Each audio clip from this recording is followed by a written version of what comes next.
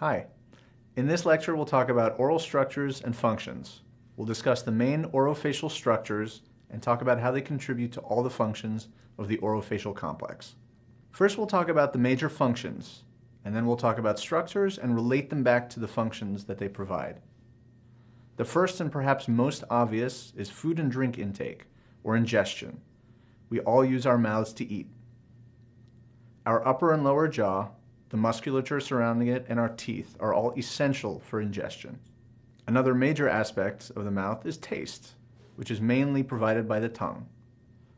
Not only does taste make ingestion a whole lot more enjoyable, but it means that we can actually discern between foods that are more nutritious, like sweeter or fattier foods, and foods that may be harmful for us, that would taste bitter.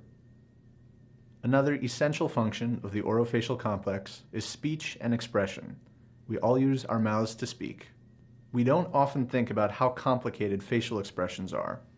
We have approximately 20 paired muscles of facial expression.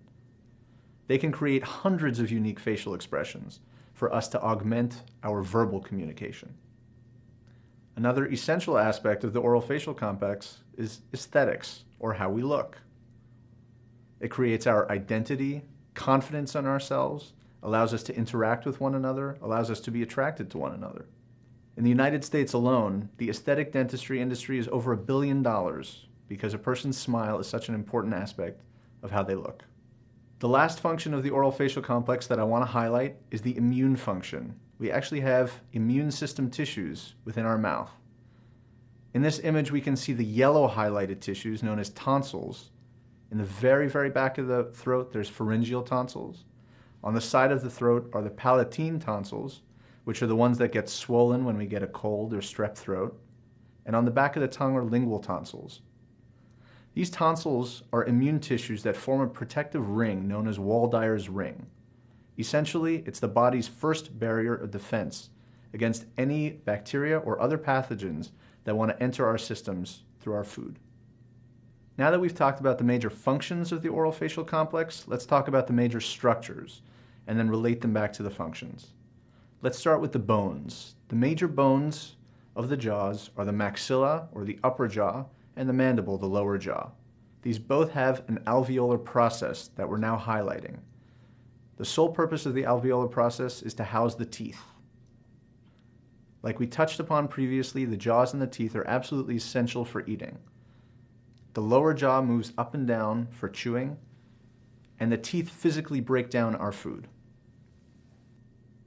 So let's relate the bones of the upper jaw and the lower jaw back to the functions. They're responsible for mastication or chewing, like we just mentioned. They're essential for speech. When we make an S sound, for example, our upper and lower teeth come together and just touch each other. In an individual whose upper and lower teeth do not touch each other, that person will have a lisp because too much air will escape when they try to speak. Upper and lower jaws are also essential for facial expression, indirectly through the muscles that overlie them.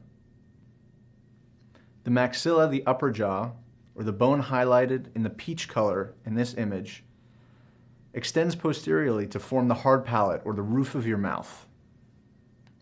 The hard palate is essential because it forms a barrier between the oropharynx and the nasopharynx, or the oral cavity and the nasal cavity. It extends posteriorly to the soft palate. The soft palate is also essential to forming this barrier. When we swallow, the soft palate presses up against the back of the nasopharynx. Without that, the pressure of swallowing would force food up into the nasal cavity. This image is just to highlight that the bones of the maxilla extend to form other orofacial structures as well. The topmost portion of the maxilla actually forms a part of the orbital wall. The upper jaw gets extensive nervous innervation. These nerves are mostly running to the teeth to provide them with sensation. They also run to the overlying structures of the teeth, such as the gums and the soft tissues. Now let's talk about the lower jaw, or the mandible. It also has an alveolar process, which houses the teeth. The mandible has many lines, grooves, and spaces to accommodate attachments for muscles and space for glands to sit. Here we're highlighting the external oblique ridge, which is important because it's the site of attachment of an important muscle. This muscle is the buccinator, or the cheek muscle. Here we're looking at the posterior aspect of the mandible, as if we were behind it looking towards it. We can see these bony protrusions called the mental spines. These are also sites for muscle attachment. In this cross-section of the mandible, we can see where the muscles attach to those mental spines. We're now highlighting the muscles that attach to the mental spines that extend superiorly to hold the tongue in place and inferiorly to extend towards the pharyngeal architecture. In this image, we're highlighting two spaces on the back portion of the mandible. These spaces are called the sublingual fossa and the submandibular fossa. These fossa are important because they house salivary glands, the sublingual salivary gland and the submandibular salivary gland. This is a great segue for us to talk about saliva, which is not an oral structure per se, but is incredibly important for all oral functions. Firstly, it is a lubricator, and it is very, very difficult to chew without saliva to lubricate our food. Its second function is that it has a lot of minerals to keep our teeth healthy. It is hypermineralized, which means that it bathes the teeth in a constant stream of minerals so that the teeth do not lose minerals and become soft. It's also essential for our immune system, as our saliva has antibacterial and antiviral functions. Lastly, it is the starting point of digestion. We often think about digestion starting in the stomach, but in fact it starts in the mouth, with the mechanical digestion by teeth and the beginnings of chemical digestion by saliva. Since we were talking about salivary glands, I just want to highlight the third major salivary gland, which is the parotid gland. It sits outside of and just behind the mandible. The parotid gland, submandibular, and sublingual glands are our major salivary glands. Coming back to the mandible, let's highlight this triangular protrusion called the coronoid process. This is another very important site of attachment for a muscle. The muscle is called temporalis because superiorly it attaches to the temporal bone of the skull. This is one of our 4 muscles of mastication, and its function is to raise the mandible for chewing. Other muscles of mastication include the masseter and medial pterygoid muscles, which are also used to raise the mandible for chewing. Lastly, we have the lateral pterygoid muscle, which is the only muscle mastication used to depress the mandible or open the jaws. As you can see, it extends posteriorly and attaches to the topmost portion of the mandible known as the condyle.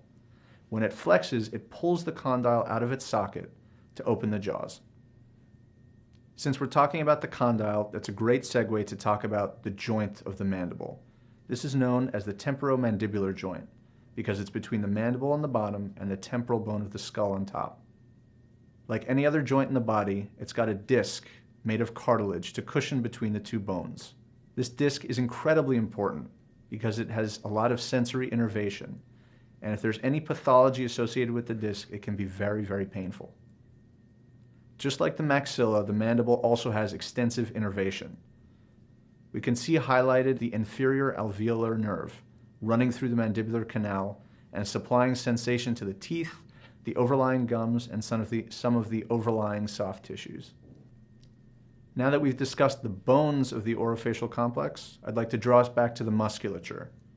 We already saw buccinator, and now I'd like to highlight just how many muscles of facial expression there are. We mentioned that there are 20 paired muscles of facial expression.